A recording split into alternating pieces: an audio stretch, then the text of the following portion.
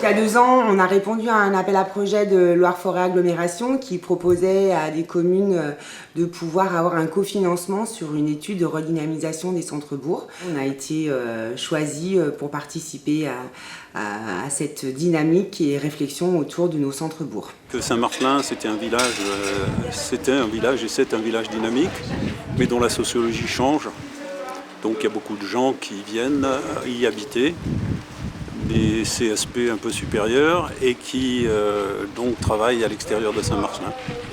Et que pour que ce village conserve son dynamisme, il faut trouver le moyen de les impliquer dans la vie du village et de leur offrir les services auxquels ils sont en droit d'attendre. Ce qui est important pour moi, c'est que le dynamisme et l'esprit village demeurent sur Saint-Marcelin. C'est quelque chose d'important et j'espère que ce sera positif. Voilà.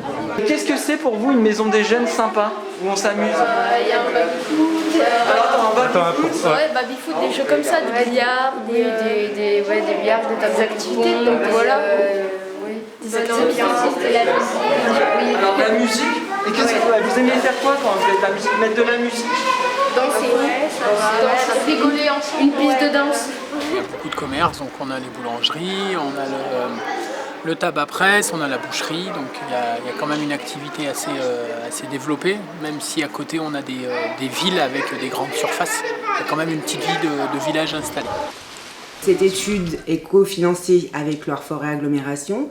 On a aussi à disposition les techniciens de cette institution pour nous aider pour mener à bien tout ce projet.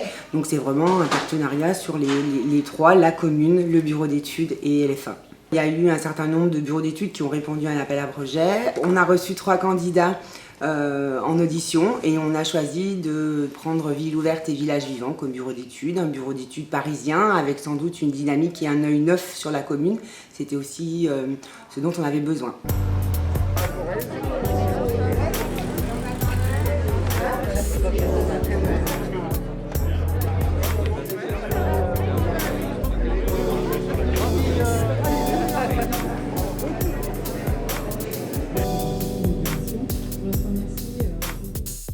Après, la difficulté, c'est de dynamiser la ville qui est plutôt en mode dortoir et de faire rester les gens et de participer à la vie du village.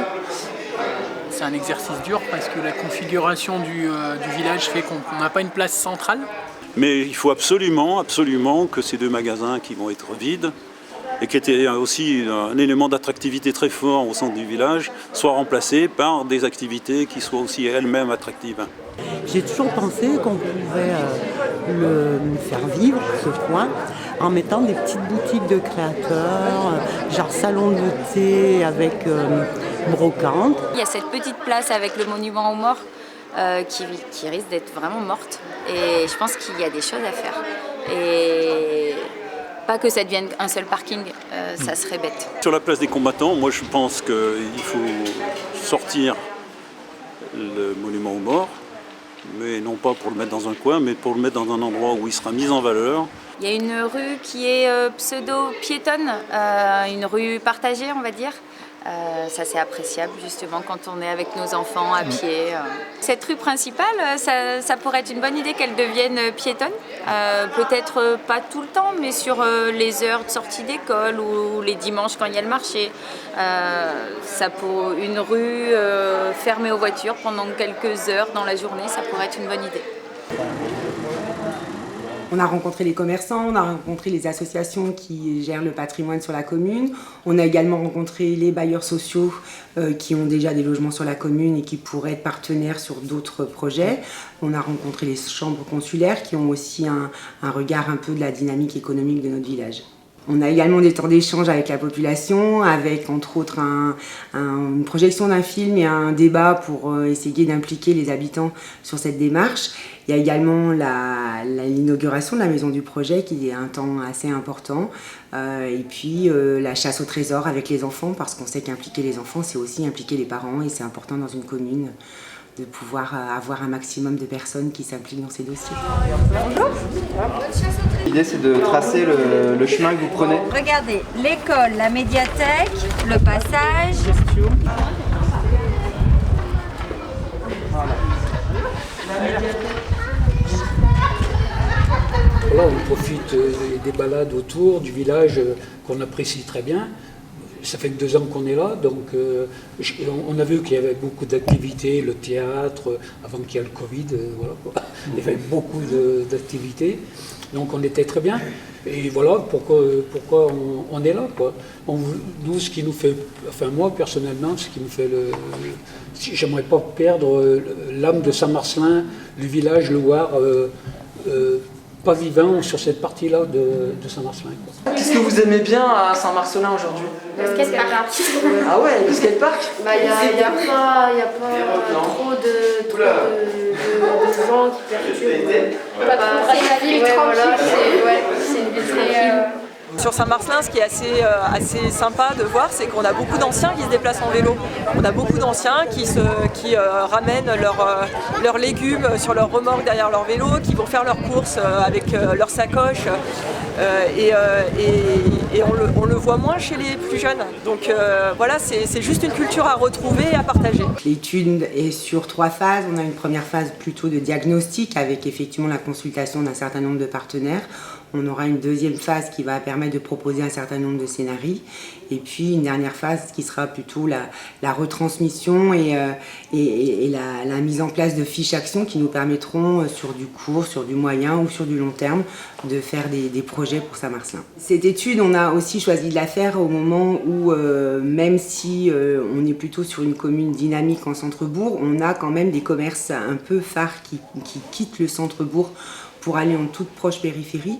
C'est le casino, c'est la pharmacie, c'est toutes les professions médicales et on s'est inquiété assez rapidement de se dire il va y avoir de la vacance commerciale, il va y avoir une réorganisation des parcours des habitants sur la commune et qu'il fallait aussi qu'on réfléchisse à comment ne pas faire mourir notre centre-ville et que ces commerces un peu phares comme le casino qui est notre seule petite surface de la commune et la pharmacie ne désorganisent pas tout. Un des premiers constats aussi qu'on a pu faire, c'est que l'habitat est relativement dégradé dans le centre-bourg. On a aussi beaucoup de logements vacants, essentiellement en étage au-dessus des commerces et c'était aussi une inquiétude de la part de la municipalité du devenir et de la dégradation possible de cet habitat.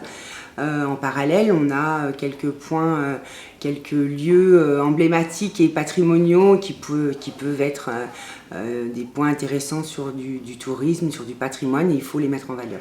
C'est calme, c'est hyper calme en effet.